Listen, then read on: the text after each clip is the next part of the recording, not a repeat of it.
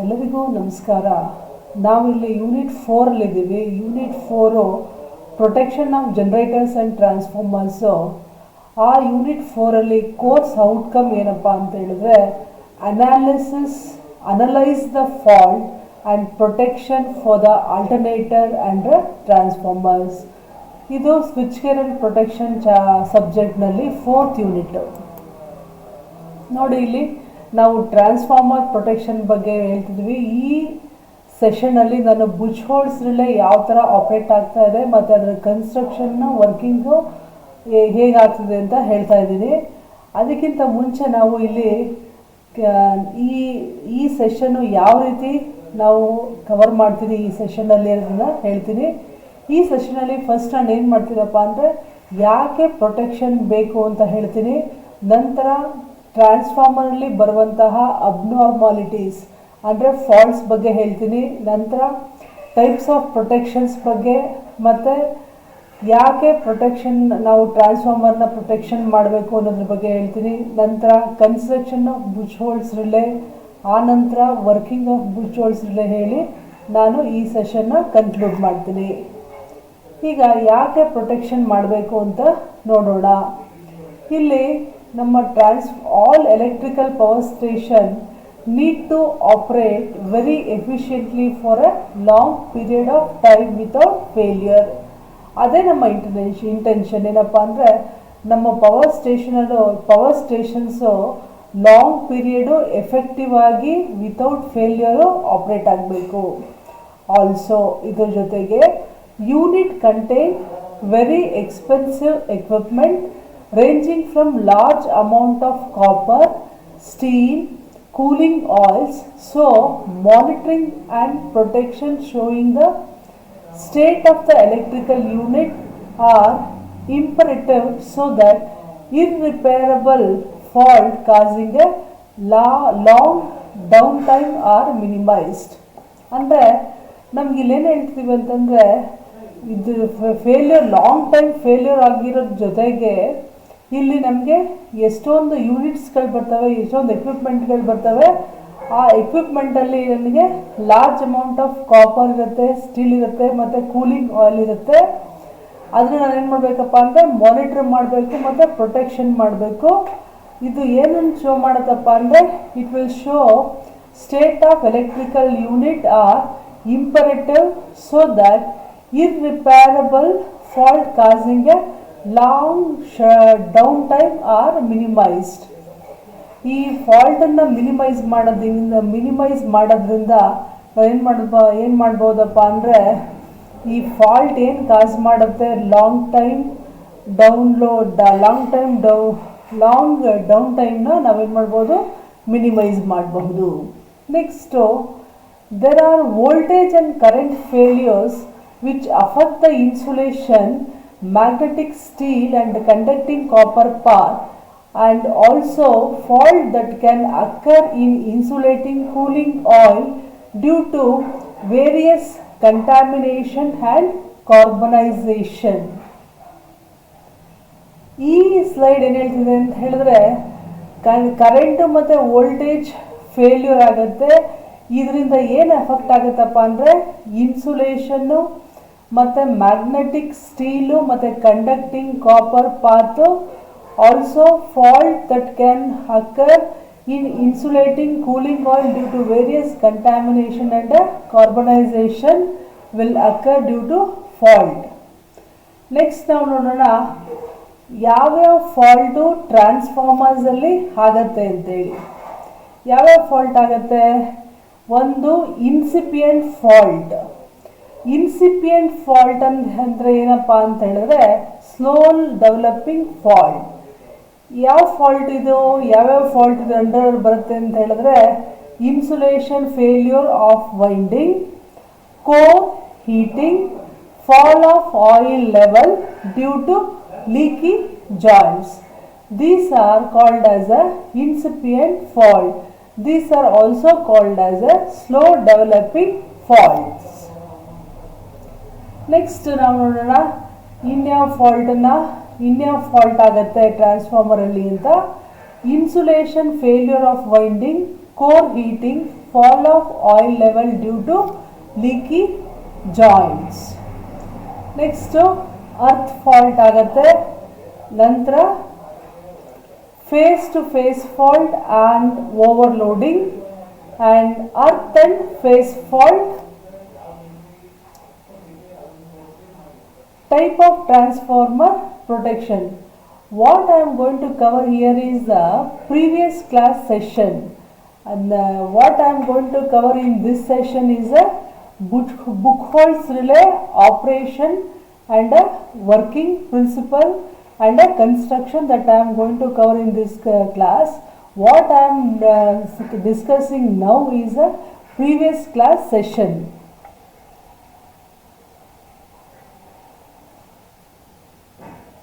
Buchholz device providing a protection against all kinds of incipient faults. Incipient faults are called as a slowly developing faults. Next, earth fault relay. It is a type of protection for it is a protection providing a protection against earth fault only. Next, another protection is a overcurrent relay. This relay provides a protection mainly against face-to-face fault and overloading. ಮತ್ತು differential system ಅಂತಿರುತ್ತೆ. Differential ಸಿಸ್ಟಮ್ನ circulating current system ಅಂತ ಕರಿತೀವಿ, ಅಥವಾ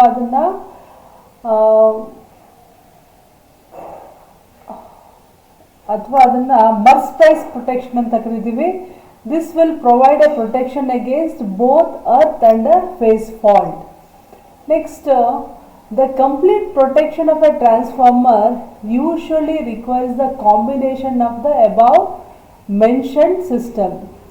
ಇದೇನು ಹೇಳ್ತಿದೆ ಅಂತ ಹೇಳಿದ್ರೆ, ಯಾವುದೇ ಒಂದು ಟ್ರಾನ್ಸ್ಫಾರ್ಮರ್ಗೆ ನಾವು ಪ್ರೊಟೆಕ್ಷನ್ ಮಾಡಬೇಕಾದ್ರೆ ಈ ಹಿಂದೆ ಹೇಳಿದ್ದ ಪ್ರೊಟೆಕ್ಷನ್ ಸಿಸ್ಟಮಲ್ಲಿ ಯಾವುದೇ ಒಂದನ್ನು ಯೂಸ್ ಮಾಡಿದ್ರೆ ಆಗಲ್ಲ. ನಾವು ಕಾಂಬಿನೇಷನ್ ಆಫ್ ಕಾಂಬಿನೇಷನ್ ಅಂದರೆ ಎಲ್ಲದಕ್ಕೂ ಕಾಂಬಿನೇಷನ್ನ ಯೂಸ್ ಮಾಡಿದ್ರೆ ನಾವೇನು ಮಾಡ್ಬೋದಪ್ಪ ಅಂದರೆ ಯಾವುದೇ ರೀತಿಯಾದಂಥ ಫಾಲ್ಟ್ ಬಂದರೆ ಟ್ರಾನ್ಸ್ಫಾರ್ಮರ್ ಮೇಲೆ ನಾವು ಪ್ರೊಟೆಕ್ಷನ್ ಮಾಡ್ಬೋದು. ಹಾಗಾಗಿ ನಾವೇನು ಮಾಡ್ಬೋದಪ್ಪ ಅಂದರೆ we have to use a combination of all the faults on the transformer so that we can protect the transformer against the faults that are occurring on the transformer. Next, choice of ಹಾಗಿದ್ಮೇಲೆ ನಾವು ಯಾವ combination ತಗೋಬೇಕು, ಆ combination ಯಾವ factor ಮೇಲೆ depend ಆಗುತ್ತೆ ಅನ್ನೋದನ್ನು ನೋಡೋಣ. That is choice of particular combination of the system May depend on several factors. ಯಾವ್ಯಾವ ಫ್ಯಾಕ್ಟರ್ ಮೇಲೆ ಡಿಪೆಂಡ್ ಆಗುತ್ತೆ? ಸೈಜ್ ಆಫ್ ದ ಟ್ರಾನ್ಸ್ಫಾರ್ಮರ್ ಮೇಲೆ ಡಿಪೆಂಡ್ ಆಗುತ್ತೆ. ಆನಂತರ ಟೈಪ್ ಆಫ್ ಕೂಲಿಂಗ್ ಮೇಲೆ ಡಿಪೆಂಡ್ ಆಗುತ್ತೆ. Location of transformer in the network ಮೇಲೆ ಡಿಪೆಂಡ್ ಆಗುತ್ತೆ. ನಂತರ ನೇಚರ್ ಆಫ್ ಲೋಡ್ ಸಪ್ಲೈಡ್ ಮೇಲೆ ಡಿಪೆಂಡ್ ಆಗುತ್ತೆ. ಆನಂತರ importance of service for which transformer is required ಮೇಲೆ ಡಿಪೆಂಡ್ ಆಗುತ್ತೆ. So these are all the thing that is covered in the previous class. That is types of protection of the transformer and abnormality and a list of different faults on the transformer. Now we will concentrate on construction and working of Buchholz relay. Let us see why this Buchholz relay is used and what is where it is used and for what rating of the transformer it is used. The Buchholz relay protect the transformer from the internal faults. Internal faults ಆದಾಗ ಟ್ರಾನ್ಸ್ಫಾರ್ಮರ್ನ protect ಮಾಡೋಕ್ಕೆ use ಮಾಡೋಂತಹ relay Buchholz relay. ಈ relay ಒಂದು gas actuated relay. ಮತ್ತು ಈ Buchholz ರಿಲೇನ ಎಲ್ಲಿ connect ಮಾಡ್ತೀವಪ್ಪ ಅಂದರೆ ಇದನ್ನು ಬಿಟ್ವೀನ್ ಮೇನ್ ಟ್ಯಾಂಕ್ ಮತ್ತು ಕನ್ಸರ್ವೇಟರ್ ನಡುವೆ ಕನೆಕ್ಟ್ ಮಾಡ್ತೀವಿ. Such type of relay is used in the transformer having a rating higher than 500 kVA ಅಥವಾ 750 kVA and above.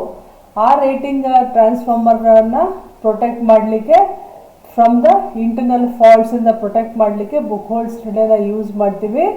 ಇದನ್ನು ಎಲ್ಲಿಂದ ಎಲ್ಲಿ ಕನೆಕ್ಟ್ ಮಾಡ್ತೀವಪ್ಪ ಅಂದರೆ from the between main tank and the conservator connect ಮಾಡ್ತೀವಿ. It is used in a it is not used in small transformer because of the economic consideration. ಯಾಕಂದರೆ ಸಣ್ಣ ಸಣ್ಣ ಟ್ರಾನ್ಸ್ಫಾರ್ಮರ್ಗೆಲ್ಲ ಈ ಬುಕ್ ಹೋಲ್ಸ್ ರಿಲೇ ಯೂಸ್ ಮಾಡೋಂಥ ಅವಶ್ಯಕತೆ ಇಲ್ಲ. ಜೊತೆಗೆ ಈ ಬುಕ್ ಹೋಲ್ಸ್ ರಿಲೇನ ಆಯಿಲ್ ಇಮ್ಮರ್ಸ್ ಟ್ರಾನ್ಸ್ಫಾರ್ಮರ್ಗೆ ಯೂಸ್ ಮಾಡೋದು. ಆಯಿಲ್ ಟ್ರಾನ್ಸ್ಫಾರ್ಮರಲ್ಲಿ ಈ ಬುಕ್ ಹೋಲ್ಸ್ ರಿಲೇನ ಯೂಸ್ ಮಾಡ್ತೀವಿ, not for other type of transformer. Now let us see what is the working principle of book holes relay. That is, when the fault occurs inside the transformer, ಅಂದರೆ transformer ಒಳಗಡೆ fault ಆದಾಗ temperature of the oil increases. The oil evaporate in the form of the gas. The generation of the gas depends upon magnitude of fault occur inside the transformer.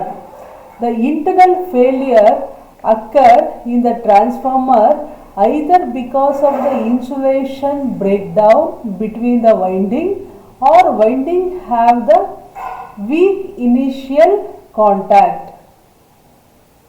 This is the reason for which there is a fault in the inside the transformer. Now let us see, fault includes the arc which increases the temperature of the gas. The oil become evaporated and moves upwards.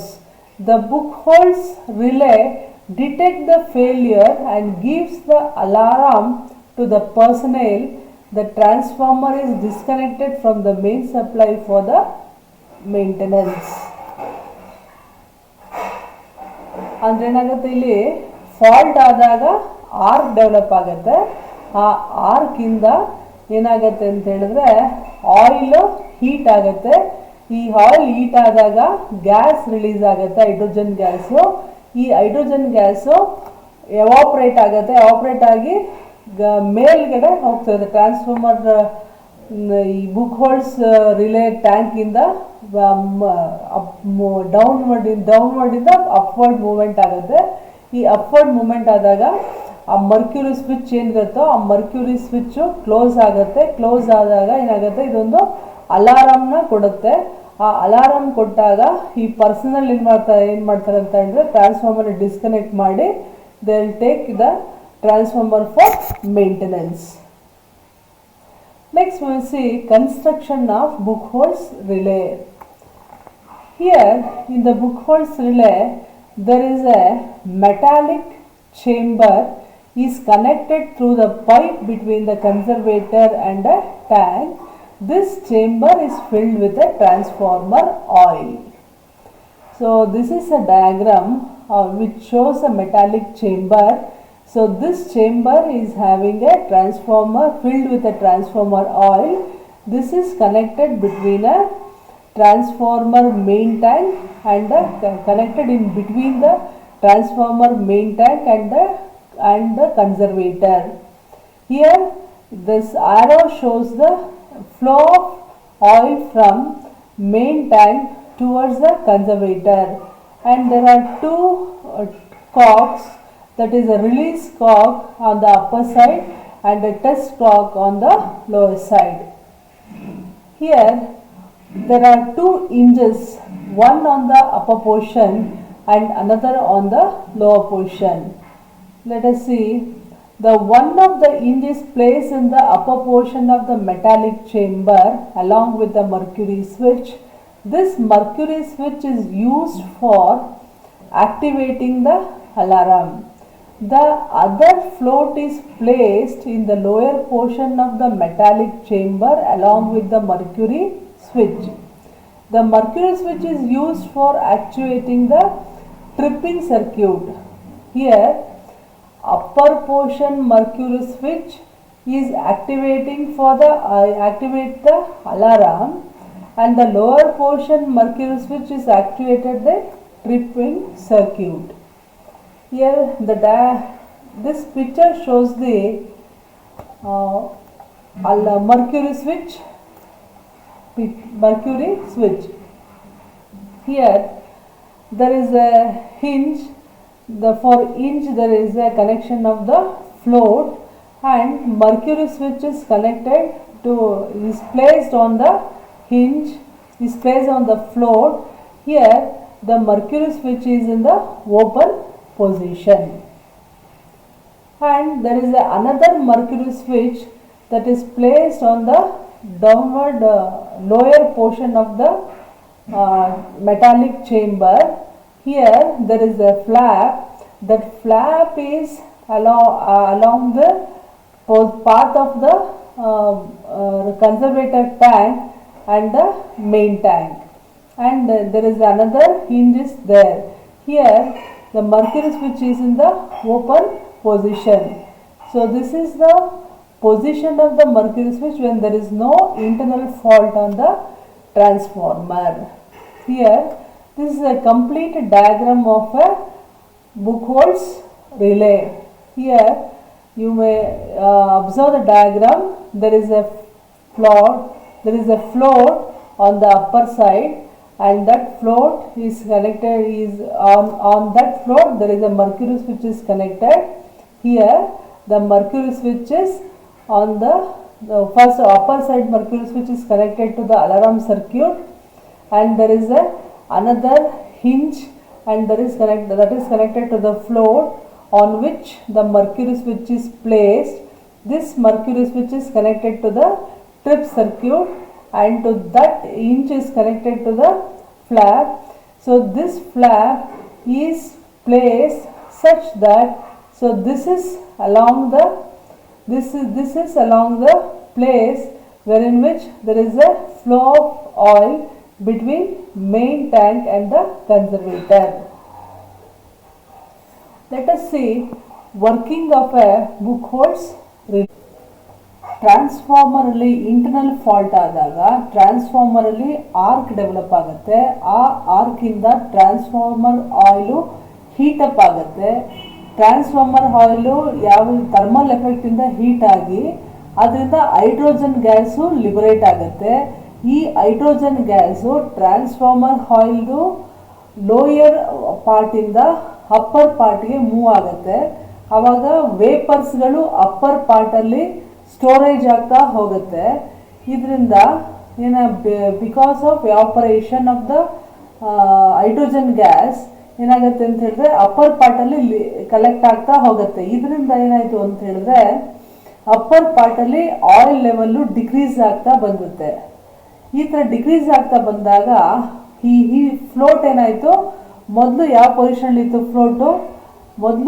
ಫ್ಲೋಟು ಈ ಪೊಸಿಷನ್ಲಿತ್ತು, ಈ ಡಯಾಗ್ರಾಮಲ್ಲಿ ತೋರಿಸಿರೋ ಪೊಸಿಷನ್ಲಿತ್ತು ಫ್ಲೋಟು. ಇವಾಗ ಏನಾಯಿತು ಅಂದರೆ ಫ್ಲೋಟು ಮೇಲಿದ್ದು ಫ್ಲೋಟು ಕೆಳಗಡೆ ಬಂತು. ಯಾಕಂತ ಹೇಳಿದ್ರೆ ನನಗೆ ಹೈಡ್ರೋಜನ್ ಗ್ಯಾಸು ಮೇಲ್ಗಡೆ ಮೂವ್ ಆಗ್ತಿರೋದ್ರಿಂದ ಹಿಂಜು ಮೇಲ್ಗಡೆ ಪೋರ್ಷನ್ಗೆ ಮೂವ್ ಆಯಿತು. ಅದರಿಂದ ಫ್ಲೋಟು ಕೆಳಗಡೆ ಬಂತು. ಫ್ಲೋಟು ಕೆಳಗಡೆ ಬಂದಾಗ ಮರ್ಕ್ಯುರಿ ಸ್ವಿಚ್ ಒಂದು ಬ್ಯಾಲೆನ್ಸ್ ಈಕ್ವಲ್ ಆಗಿ ಡಿಸ್ಟ್ರಿಬ್ಯೂಟ್ ಆಯಿತು ಮರ್ಕ್ಯುರಿ ಸ್ವಿಚ್ಚಲ್ಲಿ. ಹಾಗಾಗಿ ಮರ್ಕ್ಯುರಿ ಸ್ವಿಚ್ಚು ಕ್ಲೋಸ್ ಆಯಿತು. ಮರ್ಕ್ಯುರಿ ಸ್ವಿಚ್ಚಿಗೆ ಕ್ಲೋಸ್ ಆದಾಗ ನನಗೇನಾಯಿತು ಅಂತ ಹೇಳಿದ್ರೆ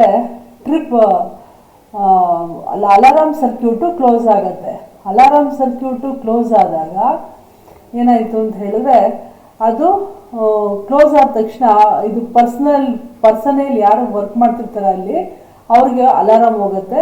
ಆ ಅಲಾರಾಮ್ ಹೋದ ತಕ್ಷಣ ಅವ್ರು ಯಾರು ಪರ್ಸನೇಲಲ್ಲಿ ಇರ್ತಾರೆ ಅವ್ರೇನು ಮಾಡ್ತಾರೆ ಅಂತ ಹೇಳಿದ್ರೆ ಟ್ರಾನ್ಸ್ಫಾರ್ಮರಿಂದ ಸಪ್ಲೈಯಿಂದ ಡಿಸ್ಕನೆಕ್ಟ್ ಮಾಡಿಬಿಟ್ಟು ಆ ಟ್ರಾನ್ಸ್ಫಾರ್ಮರ್ನ ಮೇಂಟೆನೆನ್ಸ್ಗೆ ತಗೊಂಡು ಹೋಗ್ತಾರೆ. The relay has a test cock which is used for releasing the pressure on the chamber. ಹಾಗಾಗಿ ಒಂದು ಟೆಸ್ಟ್ ಕಾಕ್ ಇರುತ್ತೆ ಕೆಳಗಡೆ, ಅದನ್ನು ಯೂಸ್ ಮಾಡಿ ಏನು ಪ್ರೆಷರ್ ಕ್ರಿಯೇಟ್ ಆಗಿರುತ್ತೋ ಅದನ್ನು ರಿಮೂವ್ ಮಾಡ್ತಾರೆ. ನೆಕ್ಸ್ಟ್ ಇಲ್ಲಿ ಇನ್ನೊಂದು ಪ್ರೋಸೆಸ್ ಏನಾಗುತ್ತಪ್ಪ ಅಂದರೆ, ಸಪೋಸ್ ಏನಾದರೂ ಹೆವಿ ಫಾಲ್ಟ್ ಏನಾದ ಸೀರಿಯಸ್ ಫಾಲ್ಟ್ ಅಕ್ಕರ್ ಆದಾಗ ಟ್ರಾನ್ಸ್ಫಾರ್ಮರಲ್ಲಿ enormous amount of gas generate ಆಗುತ್ತೆ ಎಲ್ಲಿ ಮೇನ್ ಟ್ಯಾಂಕಲ್ಲಿ. ಆವಾಗ ಆಯಿಲ್ ಏನಾಗುತ್ತೆ ಅಂತ ಹೇಳಿದ್ರೆ it will rush towards the conservator tank via the Buchholz relay. ಈ ಥರ ರಶ್ ಈ ಥರ ಟುವರ್ಡ್ಸ್ ಕನ್ಸರ್ವೇಟರ್ ಟ್ಯಾಂಕ್ ಮೂವ್ ಆಗ್ತಿರ್ಬೇಕಾದ್ರೆ ಏನು ಅಲ್ಲಿ ಫ್ಲ್ಯಾಪ್ ಇತ್ತೋ ಆ ಫ್ಲ್ಯಾಪು ಟಿಲ್ಟ್ ಆಗುತ್ತೆ.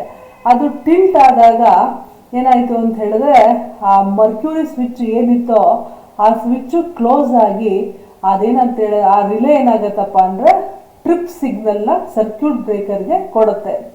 ಆವಾಗ ಏನಾಯಿತು, ಸರ್ಕ್ಯೂಟ್ ಬ್ರೇಕರ್ಗೆ ಟ್ರಿಪ್ ಸಿಗ್ನಲ್ ಹೋದಾಗ ಸರ್ಕ್ಯೂಟ್ ಬ್ರೇಕರು ಓಪನ್ ಆಗುತ್ತೆ. ಹಾಗಾಗಿ ಟ್ರಾನ್ಸ್ಫಾರ್ಮರು ಪ್ರೊಟೆಕ್ಟ್ ಆಗುತ್ತೆ ಇದರಿಂದ.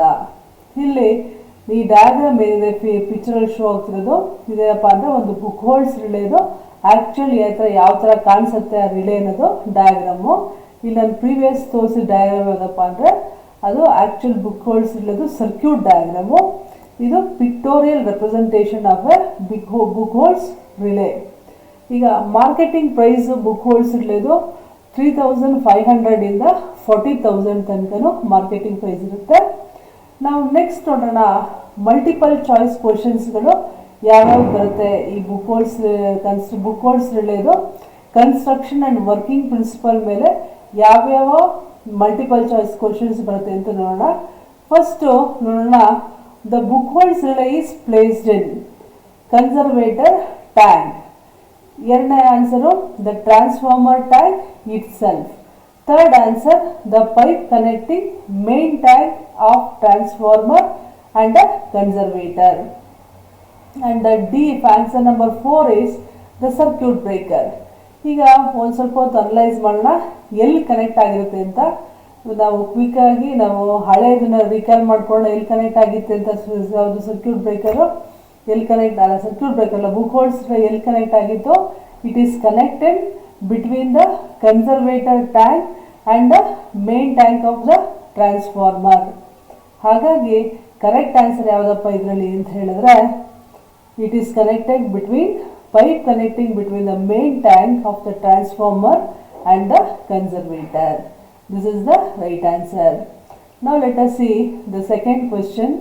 Book holes relay are used on dash air cooled transformer, instrument transformers, distribution transformers, oil immersed power transformers of rating above 500 kVA. ಇಲ್ಲಿ ನಾವು ಏರ್ ಕೂಲ್ ಟ್ರಾನ್ಸ್ಫಾರ್ಮರ್ಸ್ಗೆ ಯೂಸ್ ಮಾಡಲ್ಲ, instrument ಟ್ರಾನ್ಸ್ಫಾರ್ಮರ್ಸಲ್ಲೂ use ಮಾಡಲ್ಲ, distribution ಟ್ರಾನ್ಸ್ಫಾರ್ಮರಲ್ಲೂ use ಮಾಡಲ್ಲ. ನಾವು ಅಂದರೆ ಅದ್ರದ್ದು ರೇಟಿಂಗ್ ಕಡಿಮೆ ಅದರಿಂದ ಯೂಸ್ ಮಾಡಲ್ಲ.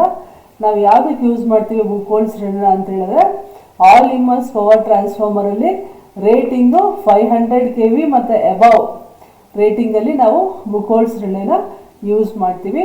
ಹಾಗಾಗಿ answer number D is a correct answer. Now let us see the third question. Book holes relay cannot be used on 3-phase transformer, air cooled transformer, 500 kV transformer, next 1000 kV transformers. ನಾವಲ್ಲಿ discussion ಆಗಲೇ observe ಮಾಡಿದ್ವಿ, ನಾವು 500 kV ಎಬವ್ಗೆ use ಮಾಡ್ತೀವಿ ಅಂತ. 3-phase ಟ್ರಾನ್ಸ್ಫಾರ್ಮರ್ಲು use ಮಾಡ್ಬೋದು, ಆದರೆ air cool ಟ್ರಾನ್ಸ್ಫಾರ್ಮರಲ್ಲಿ use ಮಾಡೋಕ್ಕಾಗಲ್ಲ. ಯಾಕಂದರೆ ಇದು ಗ್ಯಾಸ್ ಆ್ಯಕ್ಚುಯೇಟೆಡ್ ರಿಲೇ ಮತ್ತು ಆಯಿಲ್ ಇಮ್ಮರ್ಸ್ ಟ್ರಾನ್ಸ್ಫಾರ್ಮರ್ಸಲ್ಲಿ ಮಾತ್ರ ನಾವು ಈ ಬುಕ್ ಹೋಲ್ಸ್ ರಿಲೇನ ಯೂಸ್ ಮಾಡ್ಬೋದು. ಹಾಗಾಗಿ ನಮ್ಮ ಕರೆಕ್ಟ್ ಆನ್ಸರ್ ಏನಪ್ಪ ಅಂದರೆ ಇಲ್ಲಿ ಯಾವುದಕ್ಕೆ ಯೂಸ್ ಮಾಡಲ್ಲ ಅಂದರೆ ಏರ್ ಕೂಲ್ ಟ್ರಾನ್ಸ್ಫಾರ್ಮರ್ಸಲ್ಲಿ ಇದನ್ನು ಯೂಸ್ ಮಾಡಲ್ಲ. That is the correct answer, air cooled transformer. Next, book holes relay is a dash relay, all immersed relay, arc quenching, gas actuated, none of the above. The answer is a gas actuated. ಇಲ್ಲಿ actuate ಆಗಂತ gas ಯಾವುದಪ್ಪ ಅಂದರೆ hydrogen gas. And gas actuated relay is the correct answer. And next question is, book holes relay can detect fault dash oil level in the transformer. First one above, third one below, C same, D none of the above. ಈಗ ಏನಪ್ಪ ಅಂದರೆ oil ಲೆವೆಲ್ಗಿಂತ ಮೇಲ್ಮಟ್ಟಕ್ಕೆ ಕೆಲಸ ಮಾಡುತ್ತಾ, ಕೆಳಗಡೆ ಇದ್ರೆ ಕೆಲಸ ಮಾಡುತ್ತಾ, same ಲೆವೆಲಲ್ಲಿ ಕೆಲಸ ಮಾಡುತ್ತಾ ಅಂತ. ಕರೆಕ್ಟ್ ಆನ್ಸರ್ ಏನಪ್ಪ ಅಂದರೆ ಬಿಲೋ. ಆಯಿಲ್ ಲೆವೆಲ್ಗಿಂತ ಒಳಗಡೆ ಇರೋ ಫಾಲ್ಟ್ಗೆ ಮಾತ್ರ ಅದು ಕೆಲಸ ಮಾಡೋದು. ನೆಕ್ಸ್ಟ್ ಏನಪ್ಪ ಅಂತ ಹೇಳಿದ್ರೆ Buchholz relay is use to protect against dash internal fault, external fault, rotor fault, all internal fault. Correct answer internal fault. Now it is all internal faults ಮಾತ್ರ ಬುಕ್ಹೋಲ್ಸ್ ರಿಲೇ ವರ್ಕ್ ಆಗೋದು. Next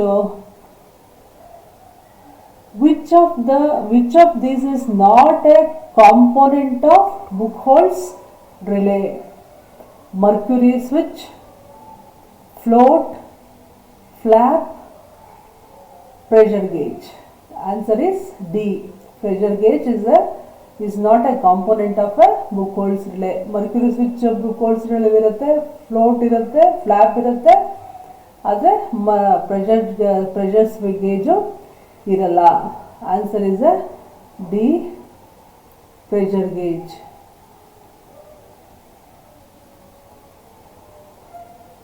Next, the gas released during the decomposition of the oil that operates the float of the Buchholz relay is oxygen, hydrogen, nitrogen, carbon dioxide. Answer is hydrogen. Eighth one, the switching device used in Buchholz relay is electromechanical, semiconductor diode, nitrogen, mercury switch. Answer is mercury switch. And another question is, which of the following statement is false with respect to Buchholz relay? The relay is used only in all immersed transformer. This is correct. It can only detect the fault below oil level. This is also correct. This relay protect the connecting cable. No, wrong answer. This D, the response time of the relay is I. Correct answer. Therefore, answer C is a false statement with respect to Buchholz relay. Thank you.